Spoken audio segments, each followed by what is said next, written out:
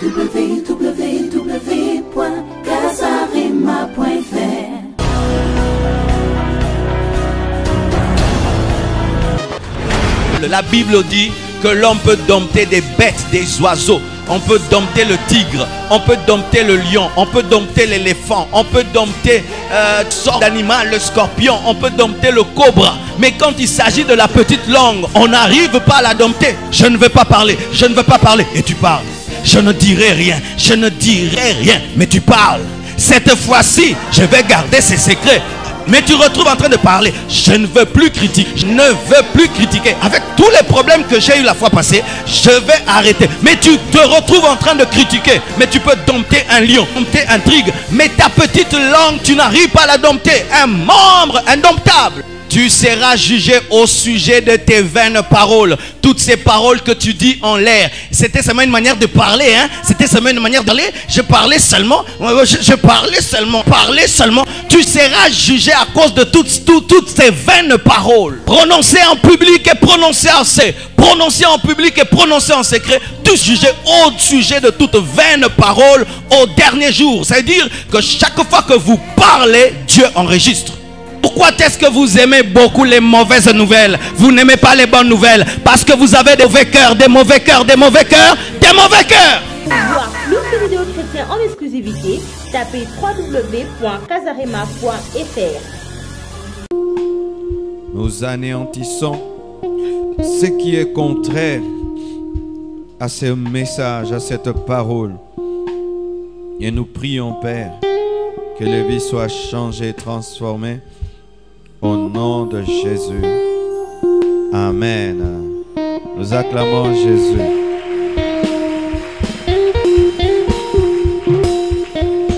Je vous salue au nom de Jésus. Soyez le bienvenu au culte de sanctification. Chaque mois, nous avons un culte de sanctification. Je vais prêcher sans sainteté. Amen. Salue ton voisin, dis-lui bon appétit.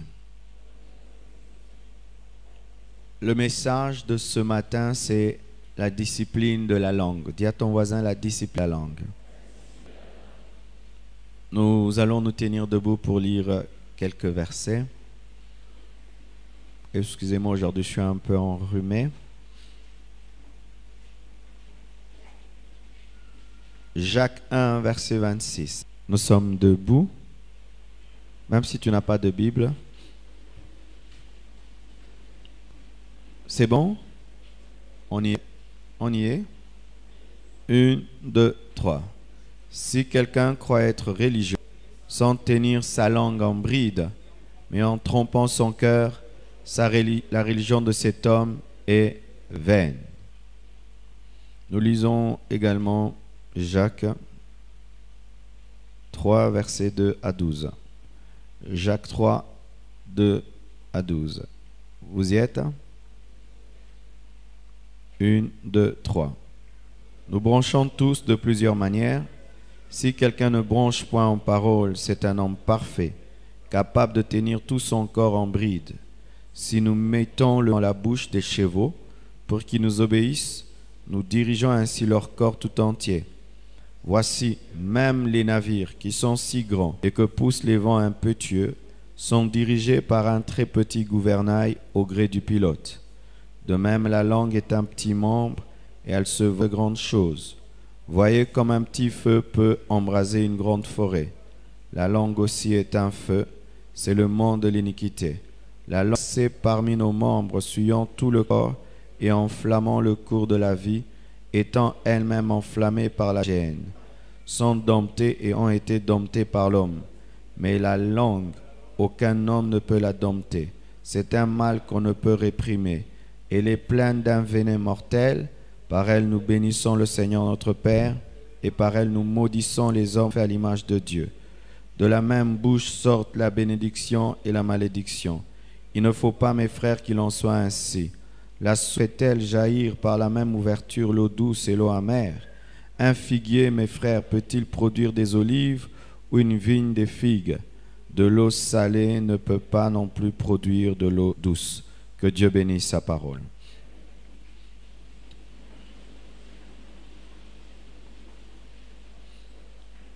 Alléluia. Un message très important ce matin. Alléluia. Et que Dieu nous donne l'onction de l'annoncer.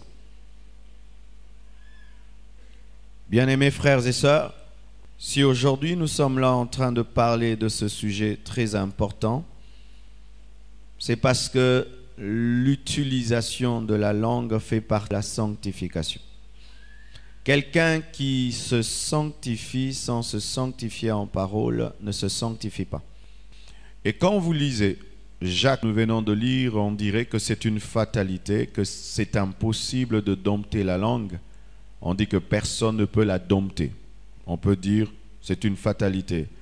Ça ne sert à rien de faire l'effort de dompter sa langue. Mais quand vous lisez plus bas, la Bible dit « Cela n'est pas bon qu'une source qui donne de l'eau douce puisse donner de l'eau amère. » C'est-à-dire qu'il est possible de dompter la langue. Amen.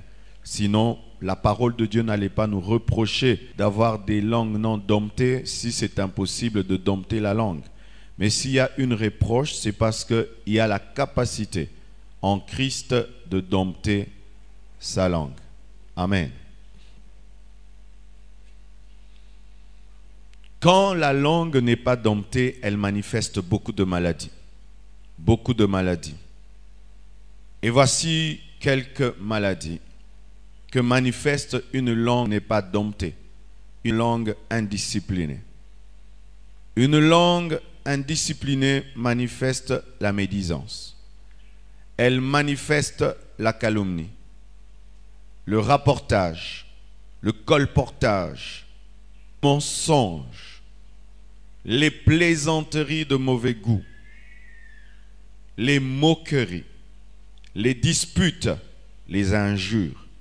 Lorsqu'une personne a une langue malade, vous allez remarquer dans sa vie la médisance, la calomnie, le rapportage, le mensonge, les plaisanteries de mauvais goût, les moqueries, les disputes, les injures.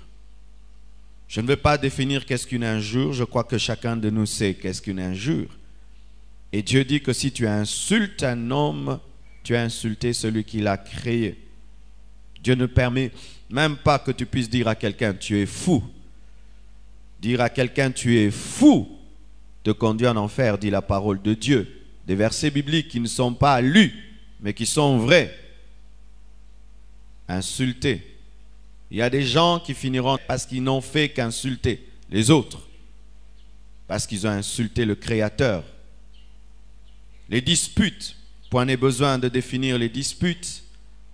Les moqueries. Point n'est besoin aussi de définir qu'est-ce qu'une moquerie. Mais je vais un peu préciser certaines choses dans le domaine de la médisance, de la calomnie, dans le domaine des plaisanteries. Parce qu'au sujet des injures, nous sommes au clair que c'est mal. Au sujet des disputes, nous sommes au clair. Au sujet des moqueries qui consistent à dénigrer les autres, à s'amuser, à ridiculiser les autres, nous sommes au clair que c'est mal. Mais souvent, il y a une confusion qui s'établit dans le domaine des plaisanteries, dans les domaines de la médisance et dans le domaine de la calomnie. Qu'est-ce qu'une médisance? Une médisance, c'est parler d'une mauvaise chose vraie, mais en mal. Je répète. Médisance, c'est le fait de parler d'une mauvaise chose qui est vraie, mais en mal. Exemple. Quelqu'un vole et tu vas raconter partout qu'il a volé. C'est vrai qu'il a volé. Mais quand tu es allé raconter partout qu'il a volé, quel était ton but? Détruire davantage sa réputation. Ce n'était pas qu'il change, qu'il soit transformé, mais détruire davantage sa réputation. Tu as médit. Même si la personne fait le mal, tu as péché. Parce que souvent nous croyons que nous avons le droit de faire le mal aux gens qui mal. Je répète, souvent nous pensons que nous avons le droit de faire le mal à ceux qui ont fait le mal. Mais il a engrossé, je n'ai fait que le dire, je n'ai fait que le dire. Est-ce que c'est moi qui ai engrossé? Il a engrossé, j'ai dit qu'il a engrossé. Où est le péché? Tu as médit. La chose n'est pas fausse, la chose est vraie, mais est-ce que tu as le droit d'aller répandre partout que tel a engrossé? Différemment, la calomnie. La calomnie consiste à parler d'une chose qui est fausse, qui est inventée et qui n'est pas vérifiée. Je répète, c'est le fait de parler d'une chose qui est fausse, une chose qui est inventée, une chose qui n'est pas vérifiée, une chose pour laquelle tu n'as pas de preuves. Mais tu affirmes une chose, tu n'as pas de preuve. Tu n'as pas vu, tu n'as pas entendu, tu n'étais pas là, mais tu peux confirmer une chose comme si tu étais là. Calomnie. Aussi le fait d'inventer, parce qu'il y a des gens qui sont appelés calomniateurs, c'est d'ailleurs la nature du diable. Il peut dire une chose sur toi que tu n'as pas faite et il la répand partout comme si tu l'as faite. Tu vois quelqu'un, tu dis, ça c'est une prostituée. Pourquoi? La manière dont elle est habillée. Elle doit être une prostituée. Tu l'as déjà vu se prostituer? Non. Tu l'as déjà rentré en train de se prostituer? Non. Mais seulement tu vois, du coup tu dis, ça doit être une prostituée. Calomnie. Une autre chose, la plaisanterie. Souvent dans les églises actuelles, la plaisanterie est devenue une source de péché. Les chrétiens aujourd'hui aiment tellement blaguer. Rire des chrétiens moins sérieux. Ce n'est pas que nous sommes contre la joie. Mais d'où provient la joie? Des blagues. Des conversations malsaines, conversations qui ne sont pas dignes des enfants de Dieu. Et on peut blaguer sur le défaut de quelqu'un, on peut blaguer sur un malheur qui est arrivé à quelqu'un, on peut commencer à rire au sujet d'une mésaventure qui est arrivée dans la vie de quelqu'un. Et les chrétiens aujourd'hui, certains même dans les églises, sont reconnus comme étant des grands blagueurs. Après un message comme celui-ci, donné avec tout son cœur et tout son sérieux, le blagueur attend la fin du culte pour lancer une blague au sujet du sage, pour que les gens rient et perdent l'esprit de méditation. Et les gens peuvent être dans des retraites, ils ne font que rire, blaguer, rire. Ils vont même dans des retraites sur des montagnes, là-bas ils sont en train de plaisanter. Nous sommes incapables de rire par le Saint-Esprit. Nous ne rions que par des plaisanteries et surtout des plaisanteries de mauvais goût. Au point que même dans les églises, nous nous donnons des surnoms.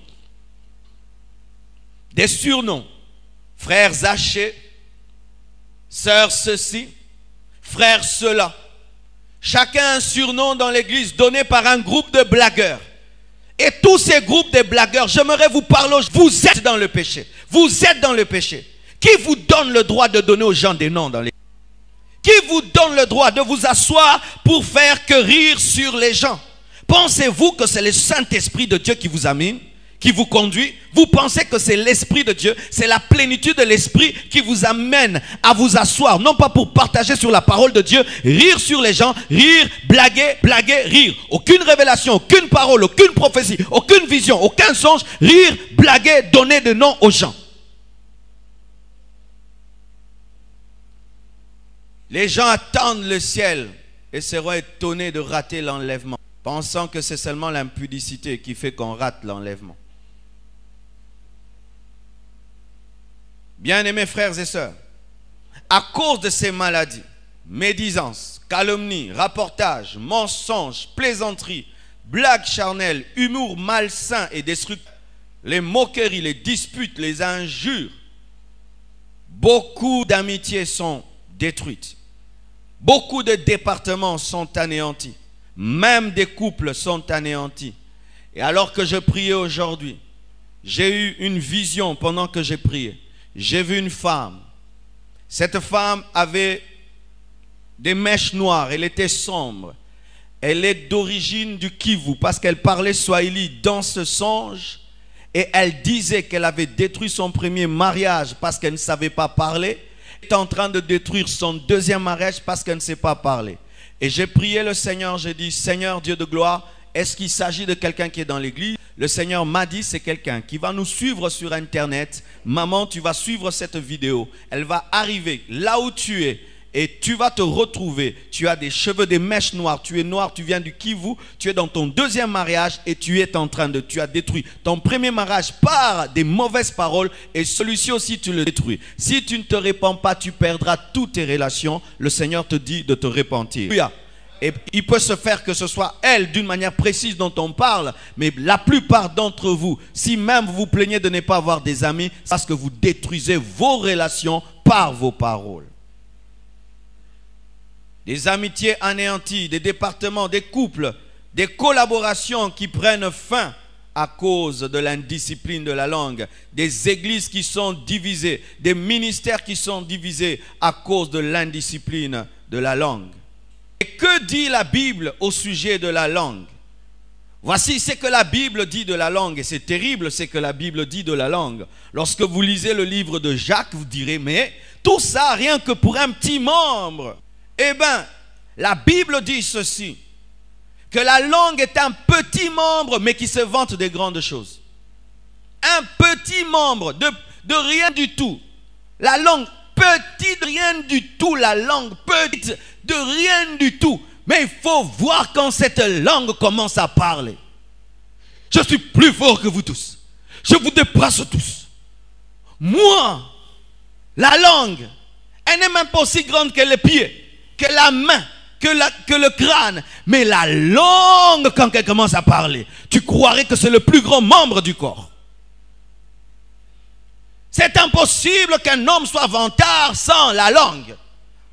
La langue se vante des grandes choses alors qu'elle est toute petite. C'est pourquoi il y a des hommes, tant qu'il n'a pas parlé, tu ne le connais pas. Tant qu'il n'a pas encore ouvert sa bouche, tu ne le connais pas. Le petit membre ne s'est pas encore manifesté. Mais quand il ouvre sa bouche, tu te dis, oh, mais il est orgueilleux à ce point. Un petit membre qui se vante des grandes choses. Des hommes, des présidents qui ont parlé comme s'ils étaient éternels, qui ne mourront jamais. Une petite langue, mais rien qu'une petite maladie. KO. Parle encore. La langue. Que Dieu me tue. Si Dieu existe, que Dieu me tue. Je défie Dieu. La langue. Je ne le ferai pas. Advienne que pourra, ce qui doit m'arriver, que ça m'arrive. Et quand on l'arrête, on commence à le tabasser. Il commence encore à supplier.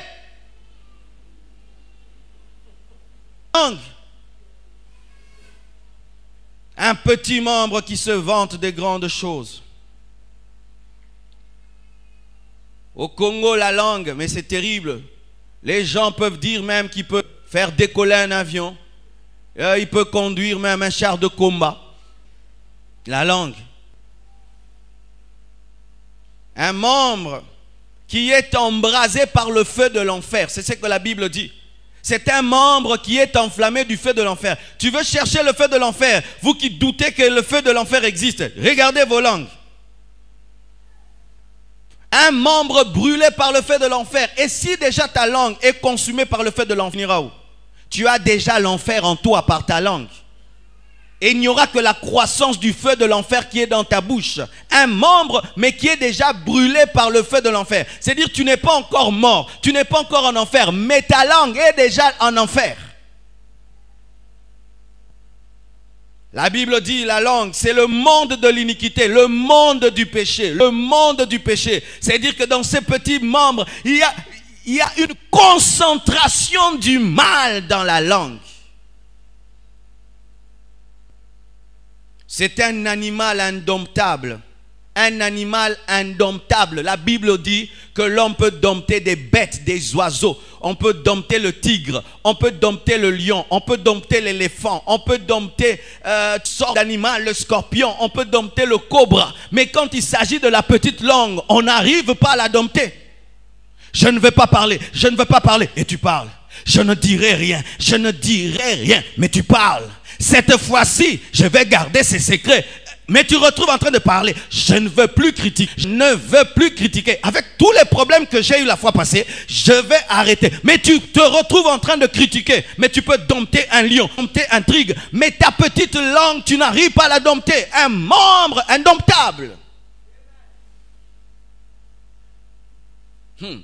C'est un mal irréprimable. Irréprimable, ça veut dire un mal sans frein. Ou quand même on dit, je ne parlerai pas, je ne plus, c'est fini. Seigneur, pardonne-moi, j'arrête. On se retrouve toujours en train de mentir, en train de calomnier, de critiquer, de médire, de plaisanter. On se retrouve et certains disent, c'est plus fort que moi. Et les Ivoiriens disent, cette bouche-là va me tuer. Mais il parle encore et ça le tue.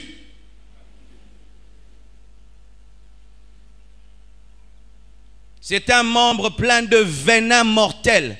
Ça veut dire autant vous craignez la spique, autant vous craignez la morsure du serpent, la langue de l'homme est aussi comme une langue de serpent. Langue de serpent. Et même dans la culture des hommes, quiconque vit dans la médisance, on dit qu'il a une langue de serpent. Quiconque détruit les autres par ses paroles a une langue de serpent. Le serpent, quand il te mord, il détruit ta vie. Et celui qui vit dans la médisance et la calomnie, il détruit aussi les vies comme un serpent. C'est un petit membre, petit, qui souille tout le corps. Quand vous rentrerez à la maison, faites un petit effort de faire sortir seulement votre langue. Petit, mais qui suit toute ta vie. Tu es dans la sainteté. Il suffit seulement que tu commences à insulter, tu es souillé. Tu es dans la sainteté. Il suffit seulement que tu commences à médire, tu es souillé. Tu es dans la sainteté. Il suffit seulement que tu commences à parler de manière légère, tu peux te retrouver même dans l'impudicité. Les paroles, certains au milieu de vous, s'ils ne parlez pas, jamais vous ne serez dans l'impudicité. Tu as commencé par draguer. On drague avec la bouche. On accepte avec la bouche. Un petit membre, mais qui souille tout ton corps. Ça veut dire que si tu gardes une sainteté de tes mains, une sainteté de pieds, une sainteté de tout, mais si tu n'as pas la sainteté de ta bouche, la petite langue a souillé tout ton corps. C'est ce que dit la parole de Dieu. Encore, c'est le gouvernail de nos vies. Et Dieu nous donne l'exemple d'un grand navire. Le bateau est grand, mais qu'est-ce qui dirige le grand bateau qui affronte des vents impétueux? C'est un petit gouvernail, une toute petite chose, mais qui dirige tout un bateau. Même quand nous prenons même une voiture, une grande voiture, tu vois un grand camion remorque, mais qu'est-ce qui dirige le camion? Un tout petit volant. Et ton membre, ta langue, c'est ça le volant de ta vie, le volant de ta vie. Et si tu prends à la légère ton volant, n'est-ce pas que tu te retrouves dans le ravin? Tu peux dire, un tout petit volant, c'est quoi? Fais seulement ça mourir. Quand j'ai appris à conduire, j'ai respecté mes mains et j'ai respecté le volant. Et je disais, mais j'ai ma vie entre mes mains. Donc si je fais ça, je meurs. Je fais ça, je meurs. Et si tu parles comme ça, tu meurs. Tu parles comme ça, tu meurs. Parle tout droit. Si on pouvait comprendre ça, et aussi, un gouvernail, mais peut ramener une cargaison d'or, peut ramener une cargaison de diamants, mais peut aussi ramener une cargaison de bombes.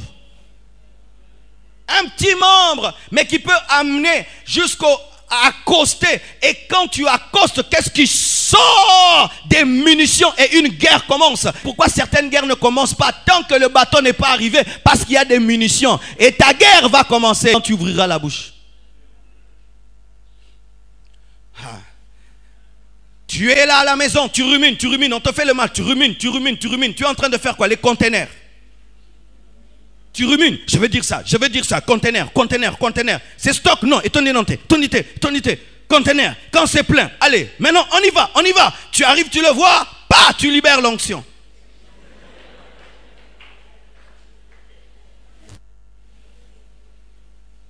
Un petit membre qui suit tout le corps, c'est un gouvernail de nos vies.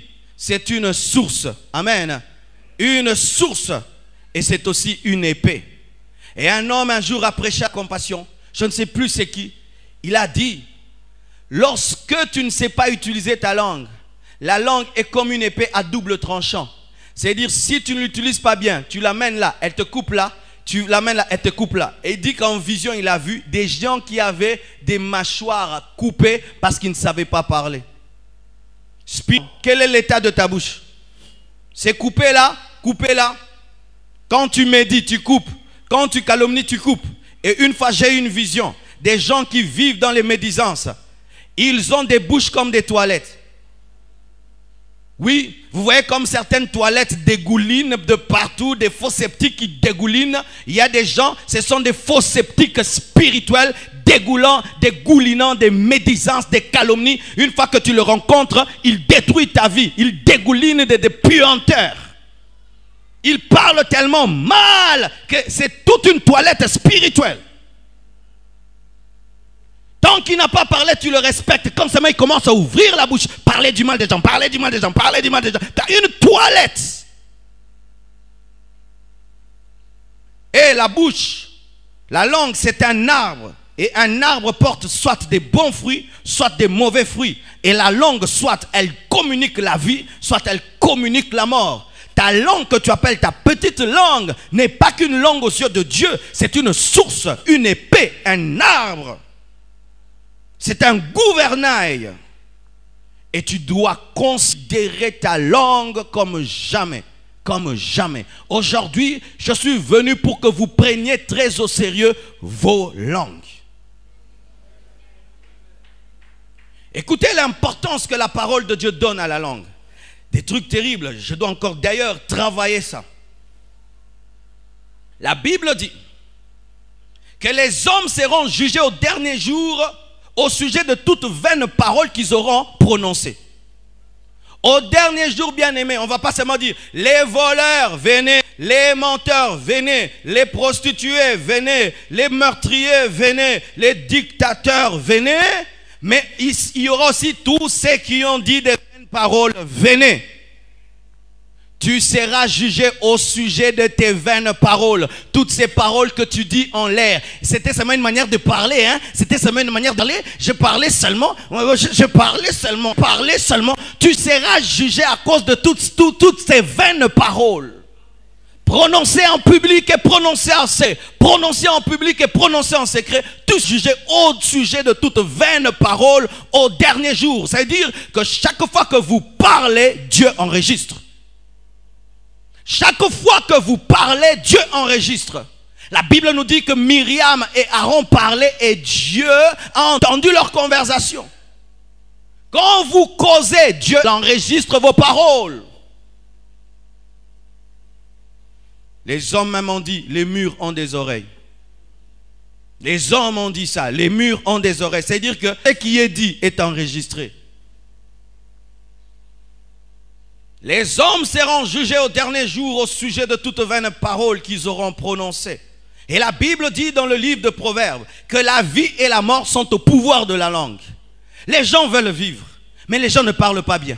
Je veux vivre, mais je parle mal. Je veux vivre, mais je parle mal. Mais si tu veux vivre, parle bien. La vie et la mort sont au pouvoir de la langue. Tu veux mourir, parle mal. Tu veux vivre, parle bien. C'est par la parole que les cieux et la terre ont été créés, que l'univers a été créé. Mais aussi c'est par la parole que tu détruiras ta vie. Tous aujourd'hui, vous vous êtes réveillés malgré la pluie. Pourquoi vous êtes venus ici? À cause de la parole. Écoutez la parole. Alors bien aimé, la parole vous réveille. La parole vous amène à l'église, mais vous ne considérez pas vos paroles. La vie et la mort sont au pouvoir de la langue. Vous tous qui n'utilisez pas bien vos langues, vous êtes en train de mourir. Mourir financièrement, spirituellement, matériellement, socialement. Vous êtes en train de mourir. Quiconque ici est dans la médisance, les calomnies, les colportages, les plaisanteries, tu es en train de tuer ta vie.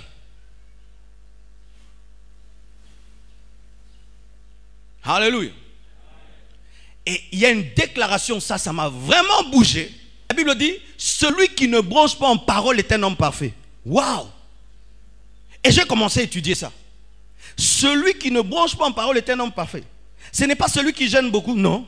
Celui qui prie beaucoup, non. Celui qui maîtrise, qui a mémorisé la Bible, non. Celui qui ne commet pas l'impudicité, non. Celui qui ne bronche pas en parole est un homme parfait. Pourquoi? Parce qu'il a vaincu ce que tous les autres ne peuvent pas vaincre. Ne pas faire l'impudicité, c'est facile. Mais ne plus médire, c'est difficile. C'est ainsi que les chrétiens, ils abandonnent tous les péchés, sauf les péchés de la bouche. Quand dans une église, les gens abandonnent tous les péchés, vous allez remarquer, un péché reste. Parler, parler, parler, parler. mais ils ne sont pas impudiques, ils ne sont pas voleurs, ils ne sont pas orgueilleux, mais ils sont dans des médisances. L'homme qui ne bronche pas en parole a la plus grande dimension. Ça veut dire, si tu veux reconnaître le niveau spirituel d'un homme, ce n'est pas sa vie de prière ni de jeûne, c'est sa manière de parler. L'homme le plus spirituel dans cette église, c'est celui qui n'est pas dans la médisance, les calomnies, qui n'est pas dans ces choses. C'est l'homme le plus spirituel. Mais tu peux être un grand prédicateur, un grand jeûneur, prière. Si tu es dedans, tu es un bébé spirituel.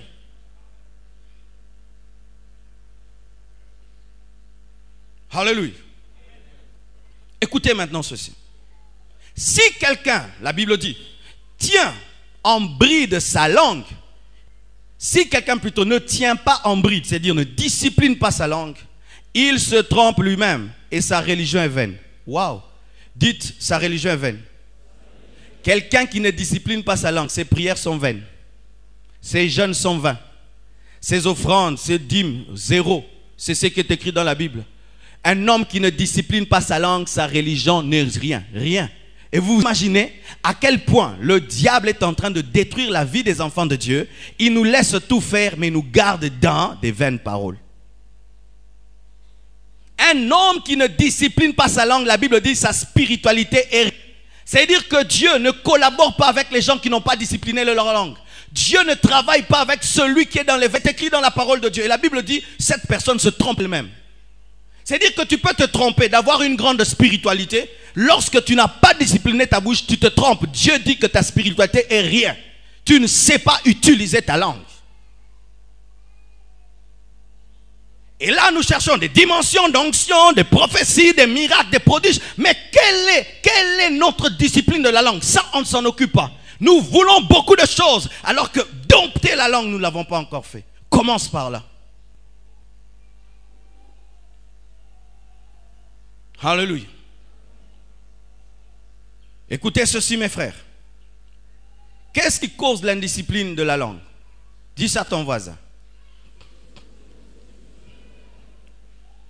La Bible dit ceci. Car c'est de l'abondance du cœur que la bouche parle. La langue n'est qu'un déversoir du cœur. Ce qui remplit le cœur, c'est ce qui sort dans la bouche. Si le cœur est rempli de bonnes choses, ce sont des bonnes choses qui sortent. Et si le cœur est rempli de mauvaises choses, ce sont des mauvaises choses qui sortiront. C'est pourquoi quand tu parles et qu'on te juge en fonction de tes paroles, ne dis pas « je blaguais ». Non, c'était de l'abondance de tes blagues que tu as blagué. Alléluia. Pourquoi vous me jugez sur base de mes paroles? Mes paroles, ce n'est pas moi. La Bible, l'abondance de ton cœur qui révèle tes paroles. Tu as parlé parce que tu t'es rempli de ces choses-là. Il n'y a pas une différence entre l'homme et ses paroles. Tu es tes paroles. Ta parole, c'est toi. Parce que ta parole n'est que le fruit de ton abondance. Quelqu'un m'insulte. Et puis je dis, tu m'as insulté. Dis, j'ai blagué. Moi, je t'aime beaucoup. Non. Ton cœur est rempli de haine envers moi que tu as fini par m'insulter. Parce que jamais tu insulté quelqu'un si tu n'es pas rempli des insultes. C'est-à-dire que c'est pourquoi on dit que si quelqu'un t'insulte quand il est ivre à Kanakio.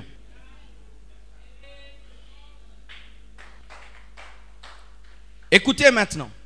Cette parole révèle qu'il n'y a jamais des paroles vaines et que les paroles sont toujours produites par quelque chose. Et voici la première chose qui emmène l'indiscipline de la langue, le manque d'amour. Dis ça, manque d'amour. Le manque d'amour. Remarque que tu ne parles jamais du mal des gens que tu aimes beaucoup. Au contraire, tu leur trouves toujours des qualités. Même s'ils ont des défauts, tu leur trouves toujours des qualités. Partout, tout le monde voit le mal, toi tu trouves toujours le bien. Mais quand tu remarques dans ta vie que tu as toujours tendance à parler du mal d'une personne, vérifie, tu ne l'aimes plus. Remarque, quand tu es amoureux de quelqu'un, tu lui trouves toujours des qualités. Mais tout le monde dit, il n'y a rien. Tu trouves toujours quelque chose parce que tu l'aimes. C'est pourquoi tu ne parles pas du mal. Donc aussi, tu parles du mal parce que tu n'aimes plus. La personne que tu critiques là, en soi, tu ne l'aimes pas. C'est pourquoi tu la critiques. Parce que le jour que tu vas l'aimer, tu vas commencer à voir ses qualités parce qu'elle a aussi des qualités. Lorsqu'on cesse d'aimer quelqu'un, on trouve toujours des défauts dans sa vie. Il fit un temps, j'étais avec quelqu'un, il parlait tout le temps du mal du président, tout le temps du mal du président. Et puis tout d'un coup, il s'est approché de lui. Et il était engagé. Il faut voir comment il a commencé à le louer. Il est tombé amoureux.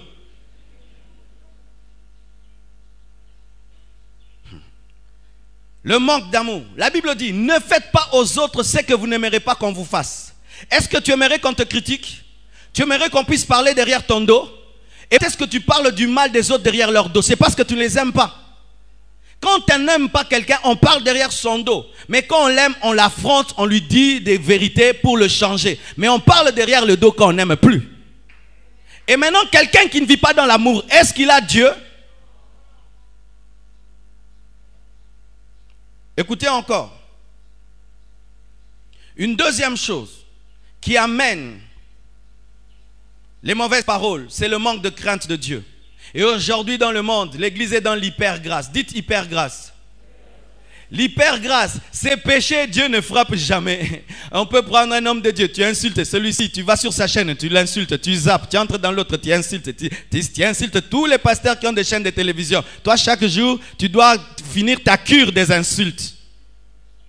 Et rien ne t'arrive, tu entres dans ta voiture, tu sors, rien ne t'arrive. Tu es maudit. Je dis tu es maudit. Tu es maudit. Tu es maudit. Toi, perds ton temps à regarder la télévision, insulter les pasteurs. Dieu les a appelés. Tu étais là. Quand ils jeûnent, ils prient. Tu étais là. Comment est-ce que tu peux juger un serviteur? Et si vraiment tu l'aimes, va le chercher.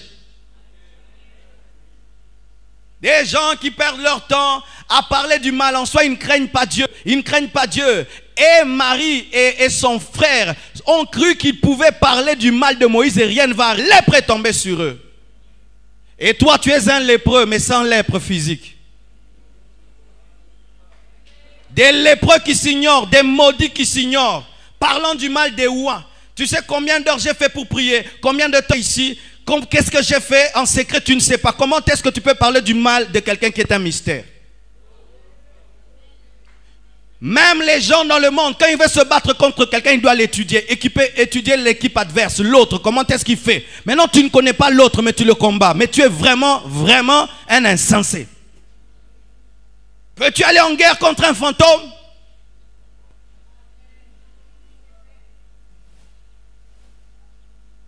Le manque de crainte, c'est ce qui nous amène à parler du mal. Au Nigeria, lorsque des gens commencent à parler du mal d'un homme de Dieu, les gens prennent leur bagage, tout le monde fuit.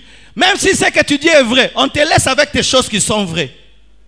On te laisse parce qu'ils ont vu dans leur vie des gens frappés de toutes sortes de manières. Et je vous assure, l'une des choses qui fait au Congo, que les gens prient beaucoup, mais ils ne sont pas bénis parce qu'ils viennent prier, mais ils critiquent les gens qui leur prêchent. Je dis que Dieu vous bénisse et la parole elle vient, elle trouve des gens qui ont parlé du mal de moi. Et elle change, elle maudit.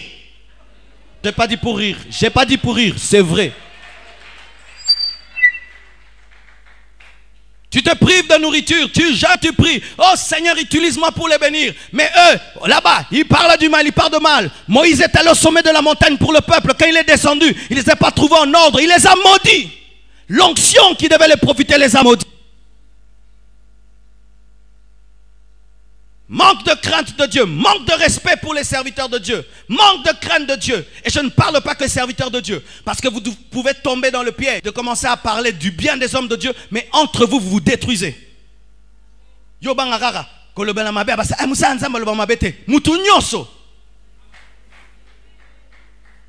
n'y a pas de créature du diable. Le diable n'a créé personne. Même le diable, il est interdit de l'insulter. Si Dieu interdit d'insulter Satan, son pire ennemi, et toi qui insultes sa créature et son ami. Il a dit que lorsque Michael s'est battu que Satan, il a dit que l'Éternel te réprime. C'est dit Nzamba qui peut, mais il ne l'a jamais insulté. Si un ange n'ose pas insulter Satan, mais toi tu insultes l'épouse de Jésus, le serviteur de Jésus, une créature de Jésus. Manque de crainte de Dieu. On peut reconnaître la crainte de Dieu d'un homme dans sa manière de parler. Quelqu'un qui parle à légère ne craint pas Dieu. Il a dit que celui qui parle trop ne manque pas de péché. Une conversation d'1 heure du temps. Toi, tu as parlé 60 minutes. A posé question. Il faut battre au ralenti. Et tu sais, parce que tu sais, la deuxième conversation, on dit 4, 5, on te pose une question, tu donnes 1000 réponses. Comment va cette église? Ah non, cette église, c'est un temps, ça ne va plus. Parce que. Bah, tout n'a qu'un agneau. Et le pasteur là, comment il s'appelle? Lui, il s'était à Lemba, et puis sauté là, Salongo, et puis, on t'a demandé tout ça.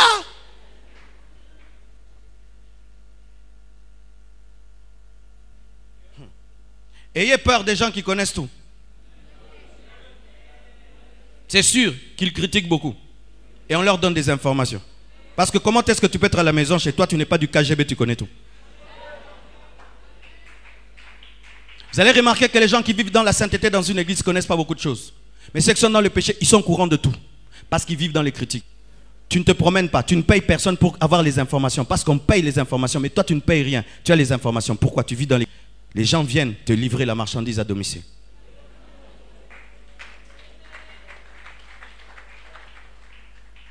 Une autre chose qui amène les gens vers l'indiscipline de la langue, et ça vraiment c'est une grande révélation, c'est le manque de l'action du Saint-Esprit. Bien aimé, tu peux te battre comme tu veux, dominer ta langue, tu ne vas jamais y arriver. La Bible dit, elle est indomptable. Seul le Saint-Esprit peut dompter la langue. C'est lui le champion, c'est lui le maître. C'est lui qui peut purifier la langue d'Ésaïe et d'enlever le mensonge de sa bouche. Tu as besoin du Saint-Esprit. Certains au milieu de vous, vous ne voulez plus vivre dans la médisance, mais il y a quelque chose qui vous pousse toujours. La mauvaise nature que vous avez héritée d'Adam. Mais il y a quelqu'un qui est venu rien que pour cette nature-là. Il s'appelle le Saint-Esprit. Et il n'est pas une puissance, il est Dieu, il est une personne. Si tu peux dire, Saint-Esprit, je te donne ma langue. Comme on donne un cheval sauvage à un dresseur. Prends ma langue qui n'est pas domptée et dresse-la. Et tu vas commencer à te retrouver. Quand les gens parlent mal, tu n'as plus rien à dire. Ça commence à t'énerver. Quand les gens commencent à critiquer, toi tu commences à parler du mal. Pourquoi? Ta langue était domptée par le plus grand dresseur de langue, le Saint-Esprit. Il est impossible de vivre dans la sanctification sans le Saint-Esprit. Les efforts, la discipline personnelle ne suffisent pas. Il te faut collaborer avec Dieu et lui offrir ta langue. Aller prier et libérer.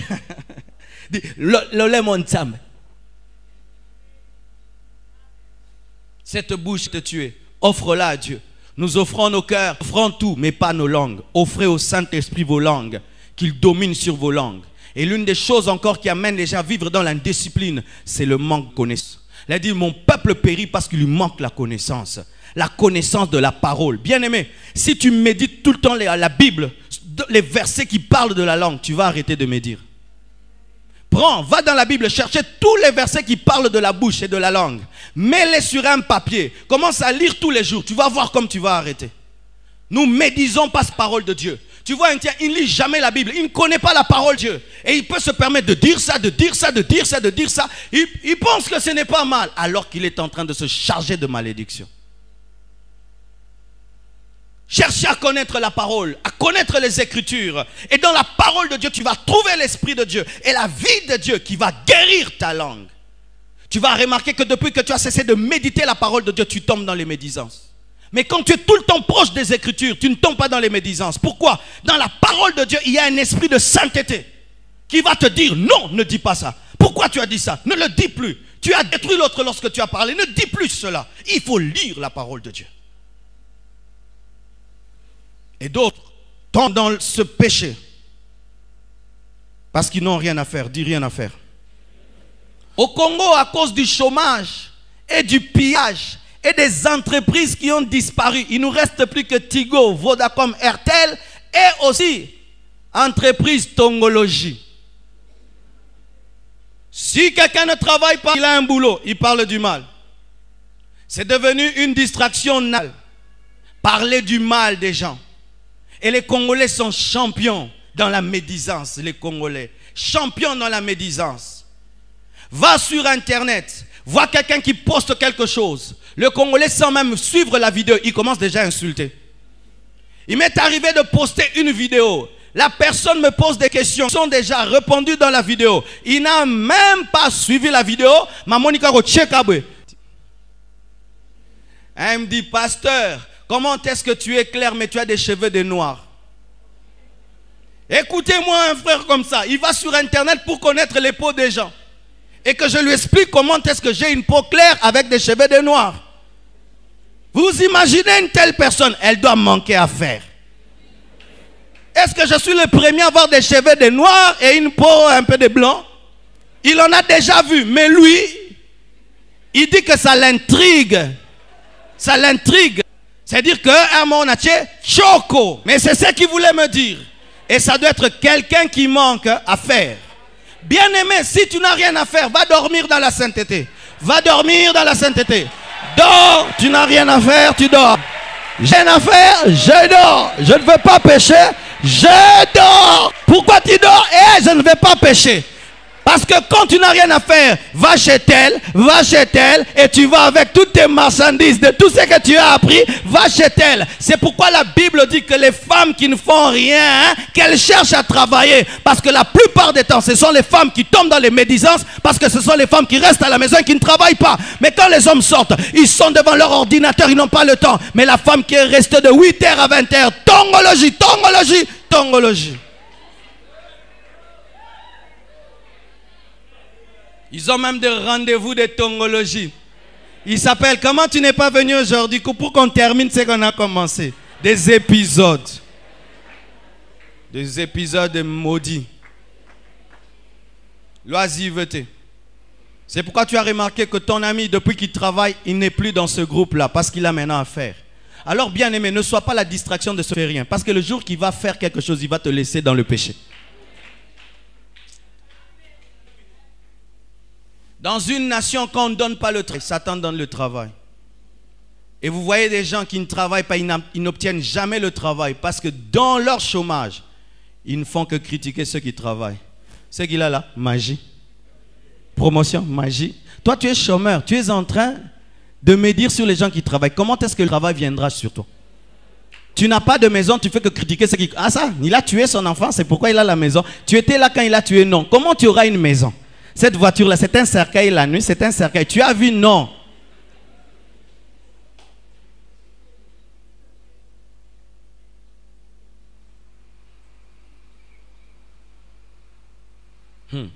Les gens d'ailleurs qui critiquent ensemble et qui sont assis l'un à côté de l'autre. Comme Dieu vous parle, hein?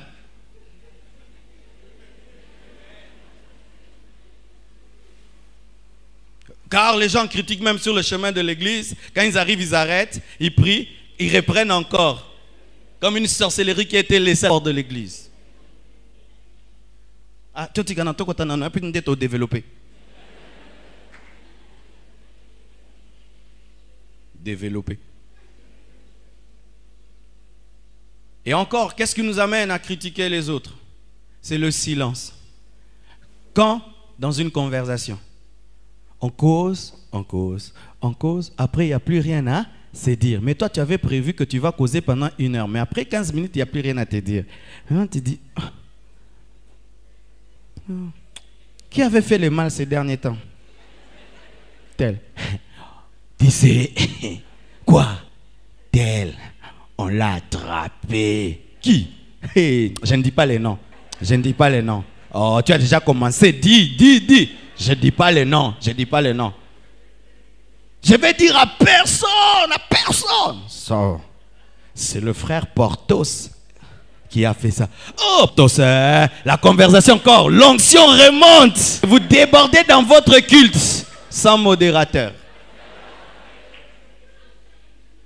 Bien, tu vas voir quelqu'un et il n'y a plus rien à se dire, tu lui dis au revoir. Au revoir, on finit. C'est quand vous restez là que vous commencez à critiquer.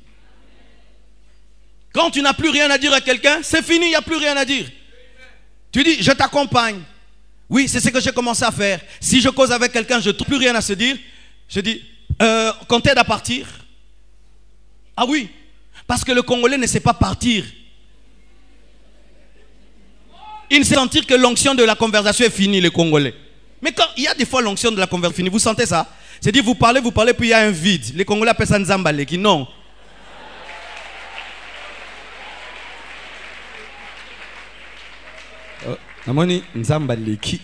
C'est-à-dire Kende. On n'a plus rien à se dire. C'est quand on commence maintenant à forcer la conversation. Et comme nous savons que quand on parle du mal des gens, on est très inspiré que quand on parle du bien. Vérifie. Va voir quelqu'un pour lui parler de quelqu'un. Il ne va pas beaucoup parler. Tu sais, tel frère, il est très organisé. Il vient de construire sa maison. Et tu sais, Le frère Arsène, oh, tu sais, en une année, il a déjà un bébé. Je te dis aujourd'hui, malgré la pluie, il y avait des gens jusque dehors. Mais dis-lui qu'à la compassion, les gens ne sont plus partis. C'est là, non, c'est là. Bah, tu vas sous-souter. Déménagement n'est simité. Sorcier. Tu es un sorcier diurne. Pourquoi est-ce que vous aimez beaucoup les mauvaises nouvelles? Vous n'aimez pas les bonnes nouvelles. Parce que vous avez des mauvais cœurs, des mauvais cœurs, des mauvais cœurs, des mauvais cœurs.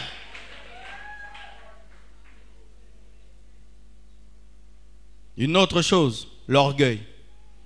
Pourquoi l'orgueil peut amener à avoir une langue indisciplinée? L'orgueil nous amène à nous sentir supérieurs aux autres et croire que cela nous donne le droit de diminuer les autres. Quelqu'un qui se trouve supérieur aux autres, il blesse les autres par ses paroles. Je ne sais pas si tu as eu des gens pareils dans ta vie. Quelqu'un qui se trouve très intelligent, il appelle les autres bêtes. Toi, tu es bête. Tu es bête. Tu es bête. Mais les oreilles sont comme les pieds, ça se lave. Tu as de l'eau à la place du cerveau. Parce qu'il se trouve supérieur, il pense qu'il a le droit de se moquer des gens. Si elle se trouve belle, elle va se moquer des autres filles. Vous allez remarquer. Si elle est belle, elle se moque des autres. Ça c'est qu'elle démarche. Démarche. Parce qu'elle sait qu'elle marche bien. Ça c'est quelle manière de s'habiller. Tu es multicolore comme l'arc-en-ciel. Parce qu'il sait qu'il est bien habillé. L'orgueil. Il a dit que l'orgueil précède la chute. Et cet orgueil va te détruire. Parce que ça te pousse à diminuer les autres. Et aussi la jalousie. Tu vas remarquer que la personne que tu l'envies, en soi, c'est ta star.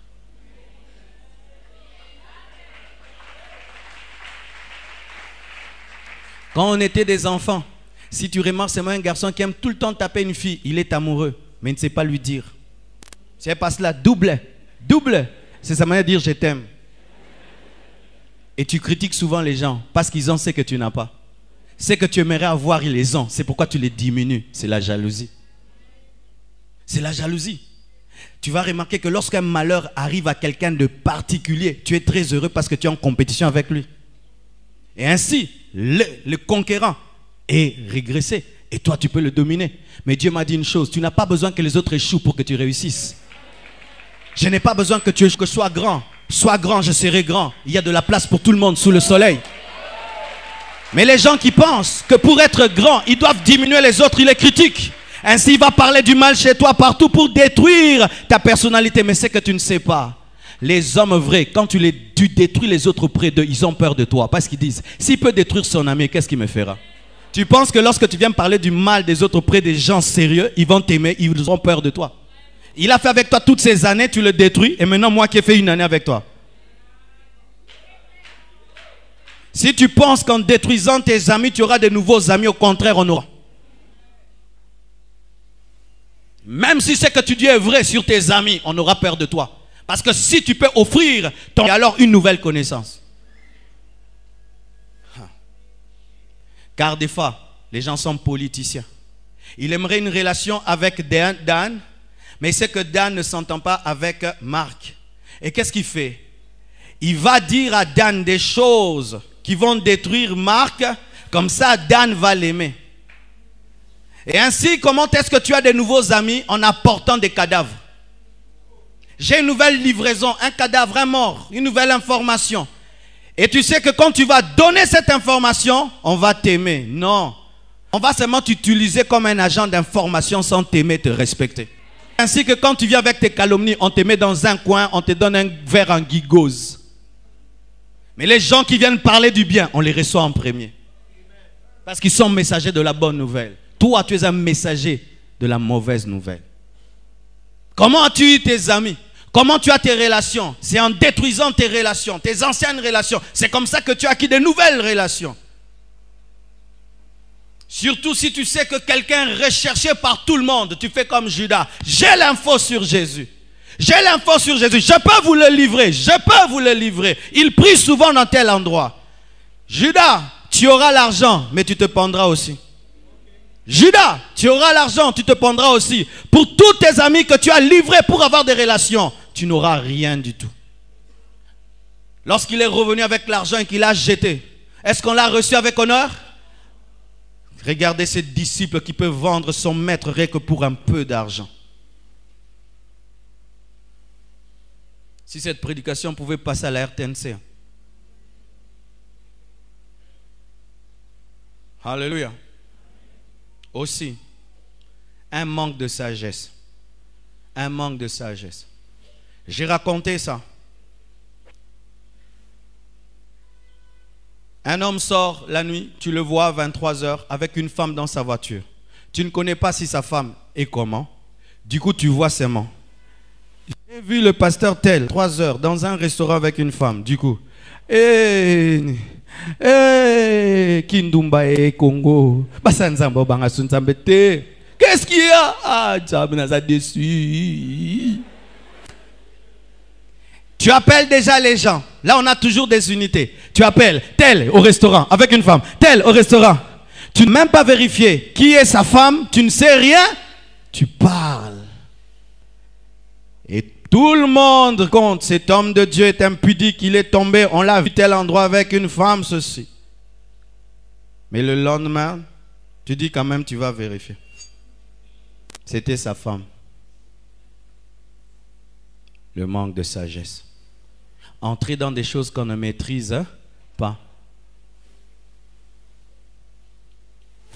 Entrer sans information. Dire des choses qu'on n'a pas vérifiées. Confirmer des choses sans preuve. C'est manque de sagesse. Tu es au dehors d'une famille, rien qu'à les regarder, tu conclus. Cet homme n'aime pas sa femme. Pourquoi? Sa femme n'est pas bien habillée. Est-ce que tu sais? Peut-être qu'elle n'aime pas porter ces vêtements-là. Elle en a plein. Peut-être qu'elle est en retraite. Donc tu es au dehors de la famille des gens, tu regardes, tu juges. Ni prophétie, ni parole de connaissance, tu confirmes. C'est ainsi que nous mourrons. Quand un homme vit dans la médisance, il manque de sagesse. Il parle des choses qu'il ne maîtrise pas, qu'il ne saisit pas. J'ai une petite soeur qui est sombre. Vous me voyez comme ça? J'ai une soeur qui est sombre. Tu peux me voir dans la voiture avec elle. Tu sais que maman blanche est claire. Tu dis, mais elle est noire. Ah! Mais ma soeur, sombre, même père, même mère, sombre. Et maintenant, tu as déjà répandu cette nouvelle. Tu vas aller dire aux gens, tu auras les unités, cette fois-ci tu n'en auras pas. Et toute cette malédiction tombe sur toi. Les gens perdent la confiance. Les hommes aussi ajoutent, détruisent et détruisent. Et sa vie est anéantie. Et si même il entend cela, il se suicide. C'est sur ta tête. Imaginez que Jésus-Christ n'était pas ressuscité. Oh, Judas. Supposez que Jésus soit mort et il n'est pas ressuscité. Et les gens que tu tues, est-ce qu'ils ressuscitent? Depuis que tu as détruit la réputation de cette fille dans votre quartier, est-ce qu'on l'épouse encore? On est venu l'épouser. Tu as appelé les gens. On m'a dit en français.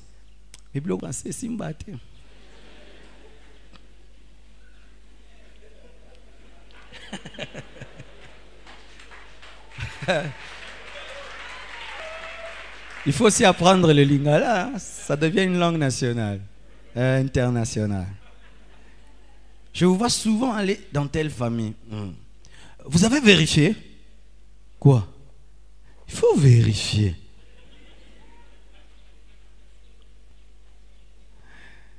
Est-ce que tu sais ce qui se passe dans cette famille-là? Non. Ah! Que Dieu vous ouvre les yeux, hein? Et tu pars.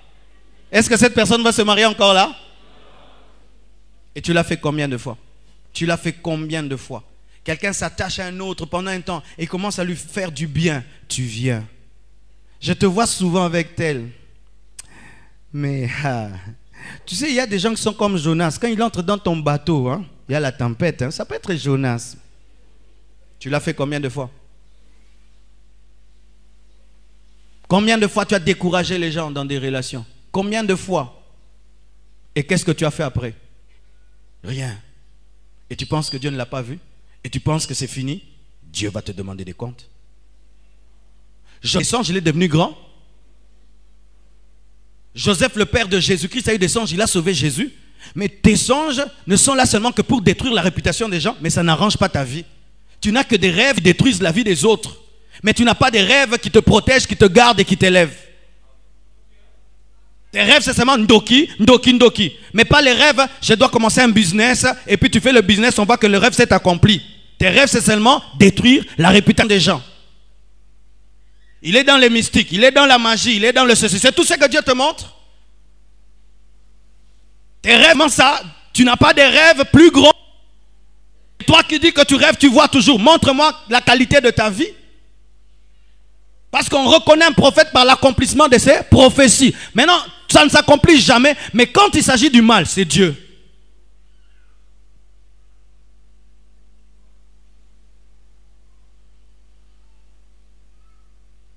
Aujourd'hui, vous n'allez pas m'aimer, ce n'est pas grave. Aussi, les mauvaises compagnies. Mais quand vous venez à l'église, ce n'est pas tout le monde qui est chrétien. Si quand tu viens à l'église, tu tombes dans un groupe de médisance, tu es détruit. Choisissez bien vos amis à l'église. Choisissez bien vos amis. Et même, tu as le droit de quitter un groupe lorsque la seule chose qu'on sait faire dans ce groupe, c'est parler du mal. Vous avez le droit, bien-aimés. Les mauvaises compagnies. Il y a des gens qui n'étaient jamais dans la médisance. Mais comme ils ont attrapé le venin de la médisance dans un groupe, ils sont devenus des champions. Et lorsqu'on est dans un groupe de médisance, c'est comme un lit Kelemba. Dans le lit Kelemba, chacun doit apporter sa contribution. On est dans un groupe de médisance, il y a une alliance. Comment tous on parle du mal, toi si tu ne parles pas? Il faut parler parce que tu vas nous accuser. C'est comme des sorciers.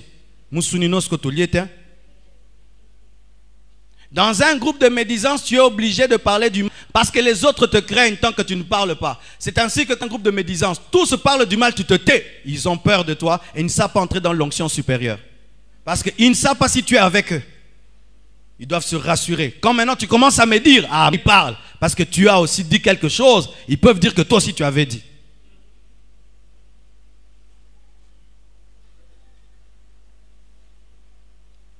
Alléluia. Voici maintenant les tactiques et les faux fouillants pour refuser de changer. Dis les tactiques. Voici les tactiques que nous avons pour continuer à parler du mal des gens. On commence d'abord par parler de ses propres défauts.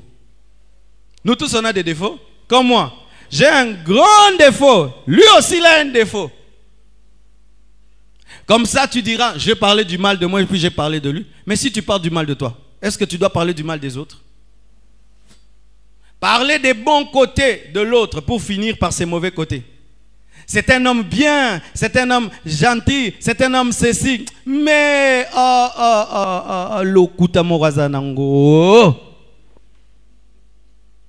et les gens oublient tout le bien. Ils s'arrêtent au mal. Et d'autres, ils parlent du mal de toi. Et quand ils sentent qu'il a trop fait du mal, il amène un peu de couche de vernis de bonnes choses. Lui, un grand menteur, mais très gentil, très serviable, ces grands menteurs.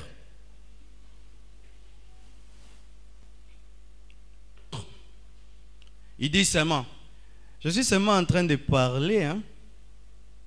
Je suis seulement en train de parler. Je ne critique pas, j'ai parlé seulement.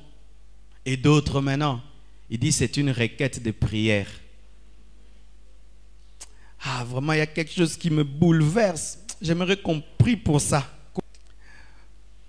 Ce frère-là, un escroc, voleur, vraiment douga kougouete au Django, lui dépasse, ce frère-là. Mais je suis venu qu'on prie, hein, et ils vont parler, ils ne vont même pas prier. Et puis, Seigneur, au nom de Jésus, Amen. Vous avez prié? C'était une requête.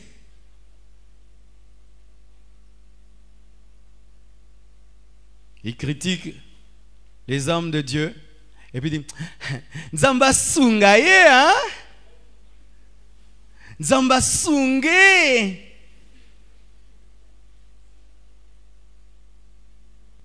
Là pour calmer la conscience. Et d'autres, je n'ai rien dit, j'ai seulement ajouté. Je n'ai rien dit, j'ai seulement ajouté. On dit, il a fait ça et ça, ça. Non, il y a aussi une nouvelle information que vous n'avez pas. Ça aussi, j'ai seulement ajouté. Toi, tu ajoutes seulement. Et d'autres, ils disent, soyez prudents avec tel. Ils soupçonnent chez les autres, ils disent, moi, j'ai rien dit. Mais nous savons tous en français que quand tu dis soyez prudent, ça veut dire il n'est pas digne de confiance. Il ne faut pas te donner comme ça, hein? Sois réservé. Ça veut dire il n'est pas digne de confiance. Alléluia. Et qu'est-ce que cela fait? Ça détruit les réputations. Ça crée des blessures intérieures. Ça amène la haine et la vengeance. Ça amène la rancune. D'autres même se suicident. Ça peut créer même un complexe d'infériorité dans une personne. Ça peut amener quelqu'un à échouer dans sa vie. Ça peut pousser quelqu'un à rester seul dans son coin et ne plus jamais chercher des amis. Ça peut amener quelqu'un à ne plus avoir confiance en personne. Ça peut détruire un mariage. Ça peut t'amener à perdre tes amis. Ça peut perturber ta destinée. Amener la malédiction dans ta vie comme cela est arrivé dans Myriam. Ça peut t'amener à rater l'enlèvement. Et ça peut t'amener en enfer. Dis l'enfer. Un mort, il est allé en enfer. Et il a vu une vision. Des gens à qui on coupait des, comme la charcuterie. On coupait, on coupait, on coupait, on coupait. Et puis pose la question, qu'est-ce qu'ils ont fait? Tout ce qu'ils savaient faire, c'était détruire avec leur langue. Bien-aimé, ta langue, si tu ne la domptes pas, elle va t'amener en enfer. Ta langue, si tu ne la domptes pas, elle va te faire rater l'enlèvement. Ta langue, si tu ne la domptes pas, elle va amener la mission dans ta vie. Et je vais vous donner un exemple. J'ai besoin de 50 personnes qui vont venir devant. Et vous allez voir à quel point, lorsque nous parlons du mal des gens, nous libérons des choses que nous ne vérifions pas et que nous ne maîtrisons pas. J'ai besoin de 50 personnes qui vont seulement se tenir ici. Même s'il n'y a pas 50, du coin là seulement, jusqu'à ce coin-ci seulement. Oui, ne soyez pas timide. Je vais dire seulement une chose à l'oreille de mon frère. Et je vais aller le vérifier là-bas au coin. Ce sera la même information. On a dit, le frère An est un frère qui prie dans toutes les églises. Mais on ne sait pas qu'il entre, quand est-ce qu'il était baptisé, ni affermi, quand est-ce qu'il donne les offrandes et les dîmes. Le frère An, on a dit. On a dit. Tu as vu le frère An? Mais il dit toujours. On a dit, le frère An, on a dit. Frère on l'a jamais vu présent que nous tous. Jamais baptisé ni affermi.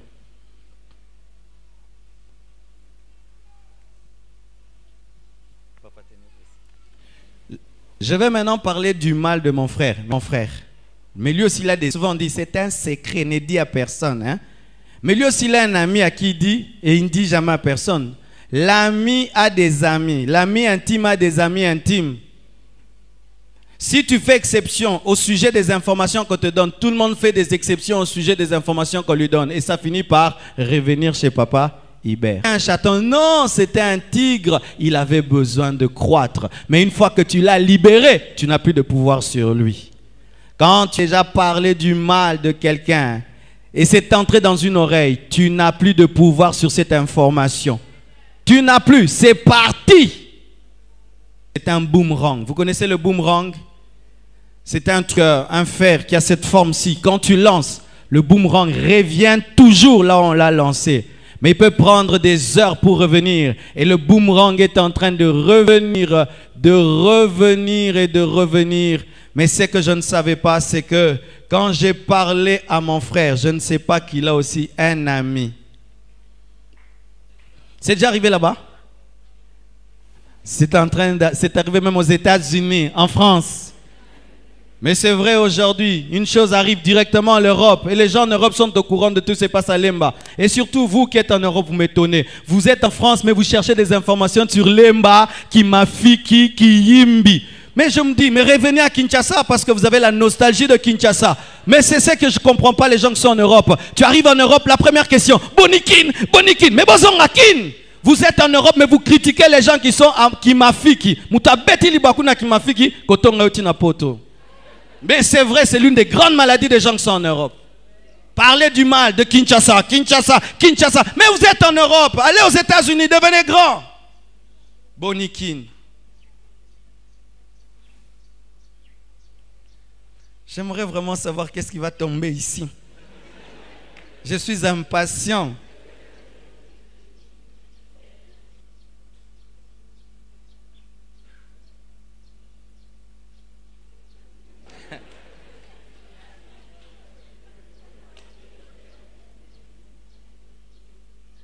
Est-ce que moi j'avais dire comme ça?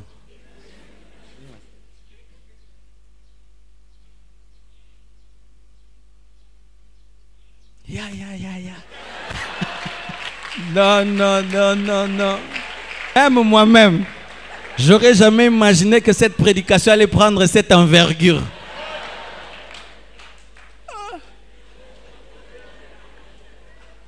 La sœur dit, Nazana Lilobate. C'est une église Nazana Lilobate. J'avais dit ça. Papa Hubert alataka bien te biloko ya lati esimbaka ite. J'ai dit Papa Hubert alataka te et comme na koti na église Nazana Lilobate, Nazana Lilobate.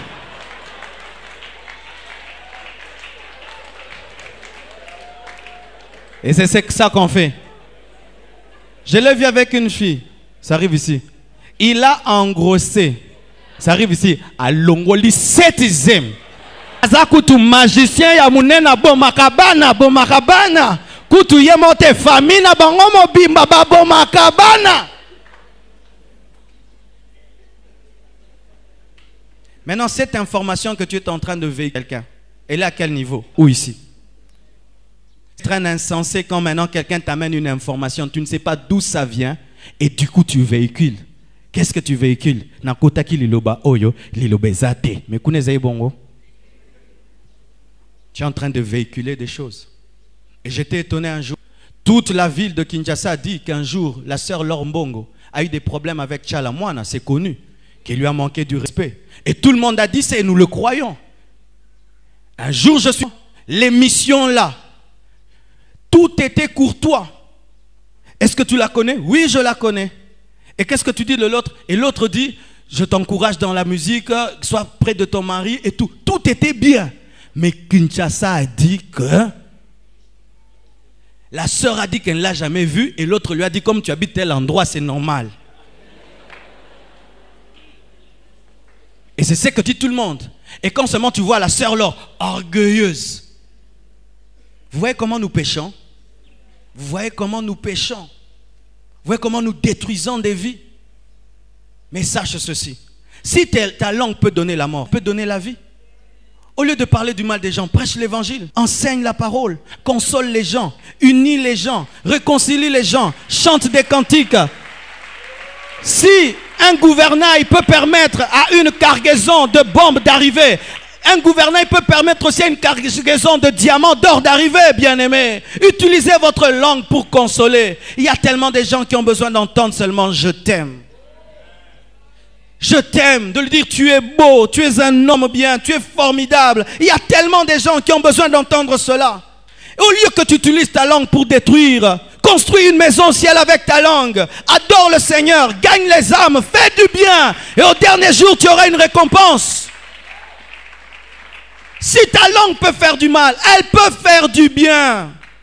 Elle peut faire du bien. Faites du bien avec votre langue. Et chaque fois que quelqu'un vient pour que tu critiques, décide de parler du bien de cette personne.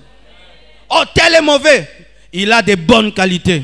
Moi, je vois aussi qu'il a des bonnes qualités. Tu vas voir, cette personne va fuir ta maison. Parlez du bien. Chantez des cantiques. Utilisez vos langues pour des bonnes choses. Et imagine qu'elle entend des choses sur Papa Hubert. Et au lieu d'ajouter quoi que ce soit, elle vient et dit, j'entends qu'on dit des choses sur toi. mais moi je trouve que tu es une bonne personne. Ils seront amis pour la vie. L'une des choses qui a fait que cet homme qui était paralytique pendant 12 ans et personne pour le jeter, c'est parce qu'il n'avait pas des bonnes relations sociales. Et des fois ton problème dure dans ta vie parce qu'en soi tu as détruit tous tes Jonathan et tes David. Toutes les personnes qui pouvaient t'aider ont appris un jour que tu les as critiquées derrière leur dos. Elles t'ont abandonné. Mais elles ne te le disent pas. Que les hommes critiqués gardent tout dans le cœur, mais ne disent pas, mais prennent que des décisions. Et tu vois, tout d'un coup, personne ne t'aide. Tu chasses les démons. Il n'y a pas de démons. Tu dois arrêter de parler du mal des gens. Parce que ça finit toujours par revenir. Ça finit toujours par revenir. Bien-aimés frères, l'Église grandit. L'une des maladies dans les grandes églises, c'est ça les maladies des grandes églises. Quand il y a plus il y a des gens, plus il y a des choses à dire. Ne perdez pas votre temps, vous asseoir, parler de tel couple, de telle personne. Vous avez déjà beaucoup de problèmes comme ça. Concentrez-vous sur vos vies. Et si vous voulez parler, parlez du bien. Consolez les gens. Transformez les vies. Soyez des sources de vie, de sources de joie et de paix. Et vous n'aurez jamais à rougir de vos paroles. Car quand le mal que tu dis arrive aux oreilles de celui-là et qu'il a le courage de t'affronter. Un jour, j'ai parlé du mal d'un homme de Dieu. Dans ma prédication, il se donnait un grand nom et je l'ai cassé. Comment elle s'appelle comme ça? Orgueil de titromanie. En ce temps-là, quand j'étais un jeune pasteur, je ne savais pas que dans l'église, tout le monde vient. Et ses cousines étaient là. Et les cousines sont allées dire aux cousins, notre pasteur t'a dit que tu es orgueilleux, tu te donnes des titres, des big ceci, big c'est là. J'ai parlé du mal à Kinshasa. Je suis allé à Matadi. Lui aussi est allé à Matadi. Et on avait un ami commun. Et on s'est retrouvés à table à Matadi, face à face. Et il mangeait. Et il me dit, Marcelo, oui, j'ai appris que tu m'as cassé dans votre église. J'ai dit,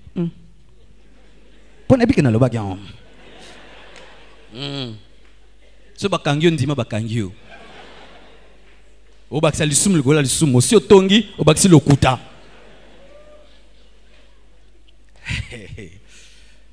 Et puis il dit, j'ai appris que tu m'as cassé, que tu as dit que je me donne un grand nom, que je suis orgueilleux. Mes cousines prient chez toi. J'ai cherché à demander à l'église, où sont ces cousines? Maintenant il m'explique. Tu sais ce nom, je ne me suis jamais donné ça. C'est tel prédicateur américain, quand il est venu à Kinshasa, comme j'étais telle forme, il m'appelait de ce nom-là. Les gens m'ont donné ce nom-là. Je ne me suis jamais donné ça. Hey! Yeah! Et il ajoute, si tu veux le combat, moi je suis prêt pour le combat. J'ai présenté mes excuses. Excuse-moi, je l'ai dit. Mais je ne savais pas que c'était ça. Même si je savais, pourquoi je l'ai dit? J'ai présenté mes excuses et on a eu une bonne relation. On se voit, on cause, on rit. Et je ne dis plus.